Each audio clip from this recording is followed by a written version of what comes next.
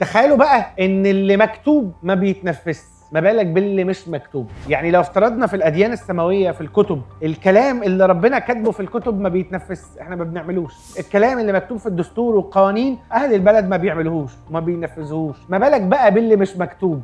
طب هنفتكره ازاي؟ طب هننفذه ازاي؟ طب هنلاقي ايه نرجع له؟ فاللي مش مكتوب مش هيتعمل لان اللي مكتوب ما بيتعملش، فاللي مش مكتوب اكيد مش هيتعمل. فانت بقى لو انت في شركه ومحتاج تحاسب حد، فانت محتاج سيمبلي تكتب له ما هيعمل ايه، الجوب ديسكريبشن بتاعته عشان تعرف تحاسبه عليه، الكي بي ايز بتاعته عشان تعرف تحاسبه عليه. لكن لو مفيش جوب ديسكريبشن ومفيش كي بي ايز، طب هتحاسبه على ايه؟ طب هتقول له انت رحت وجيت بناء على ايه؟ علشان كده مثلا قانون العمل عامل لوائح العمل وبيقول لك نعلقها في الشركات عشان تبقى مكتوبه، وهي كده مش هتتنفذ بس اتليست تبقى مكتوبه. كبزنس اونرز المفروض في حياتنا ندور على ايه؟ ان الحاجات اللي بنطلبها من الموظفين بتوعنا والناس اللي شغالين معانا تبقى مكتوبه، والعقود اللي بنعملها مع الشركات تبقى مكتوبه. طب انا فريلانسر وعايز اتفق مع راجل على حاجه، اتليست الراجل اللي انت بتتفق معاه على اي حاجه في الدنيا لازم ترايت ات داون. يا برنس انا هاجي اصور لك، هطلع 4 فيديوهات، ال4 فيديوهات دول فيهم 4 كات داون، الكات داون الواحده دقيقه. لو انت عايز تعدل هرجع اعمل لك 1 راوند اوف امندمنت او سكند راوند اوف امندمنت وثيرد راوند اوف امندمنت، هاخد منك على كل راوند 1000 جنيه. انا عايز افهمك على حاجه، انت بعد ما تكتب الكلام ده الكلاينت مش هيعجبه، يقول لك لا معلش اعمل لي الراوند الثالثه، وانت حبيبي يعني يا اندرو صباح الفل على عيونك، اعملها لي بس وهنبقى نشوف. فاللي مكتوب مش هيتنفذ، ما بالك بقى لو مش مكتوب. فممكن الراوند اوف امندمنت رقم 700 هي اللي تبقى عشان خاطر عيونك، لكن رقم 300 ورقم 200 ده حقي، ده حقي يا نجم. هو ازاي انا ما خدتش حقي؟ عشان كده في عقد جواز فبقى مكتوب. لو انت ما كتبتش عقد الجواز هتنسى ان انت متجوز فمش تروح البيت تعمل عبيط، لكن طول ما في عقد، طول ما انت فاهم ان انت لازم تروح، زي ما انت طول ما انت فاهم ان في قانون ان هو هيحاسبك لما تغلط. انت كده بتغلط، بس هو لازم يبقى في قانون عشان انت ما تتمداش في الغلط، ولو تمديت نجيبك من قفاك. فاللي مش مكتوب